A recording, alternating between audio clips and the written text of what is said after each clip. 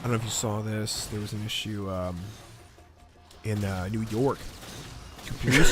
Two police officers were responding to a domestic disturbance. Okay. And in Harlem, they're both shot. One of them lost their life, and the other one was in critical condition. I don't know if they survived or not.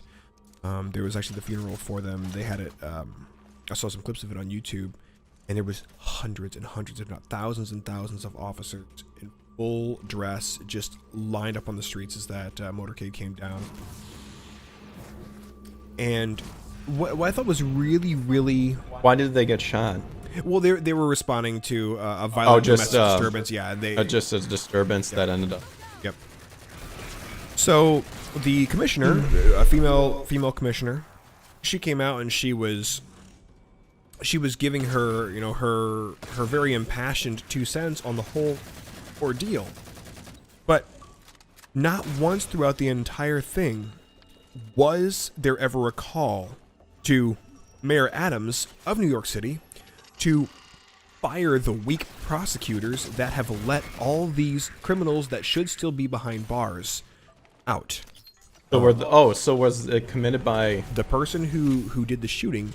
Should still be behind bars, but was let out way early, from what I understand.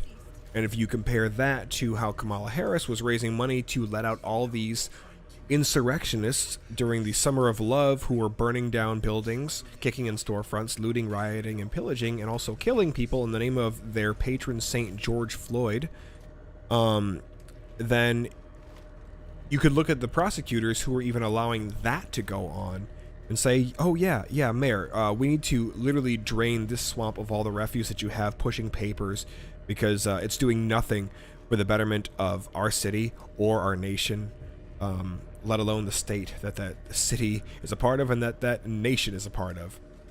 So, public execution. Mentioned it before. Yeah, it was, which I really hope it doesn't come to it, but I mean, it's gonna one day is gonna be the day where that question gets, how far, like, what do we have to do to make this that we are serious, that we need to step up. Well, people kept in line in the sense of you can't just do whatever you want. There's no repercussions for it. It's like, it's amazing to me how many liberal-minded and leftist-minded people love the movies The Boondock Saints and All Saints Day, because they're taking out the trash. It's like, okay, you guys love these movies, right? You guys can totally sympathize and empathize with the plight of the saints, but yet you are so turned off to the idea of actually having real justice if it doesn't align with your wokest nonsense or whatever the talking points on mainstream media are that day. They're walking contradictions, and it's unnerving to even think like that. It's like, you guys realize you guys completely undermine yourself at every step of the way by claiming to care about this one thing, but then doing nothing about it, or thinking that anybody who would do something about it is completely. That's supposed. I don't know. That was supposed to happen. Wait, hold on. Or that somebody doing something about it is completely evil for doing so. Let me get back in here, or you blow up the thing again. Yeah, I'm not quite sure. Yeah, that was weird. That was strange. I don't actually know what our next objective is. I don't see an arrow. He knows what we're trying to do. If we try Oh. to get too close to Well, I that, see. we're dead. There's the. I have an idea. Oh, I see. She's giving me a waypoint. Well, now we know.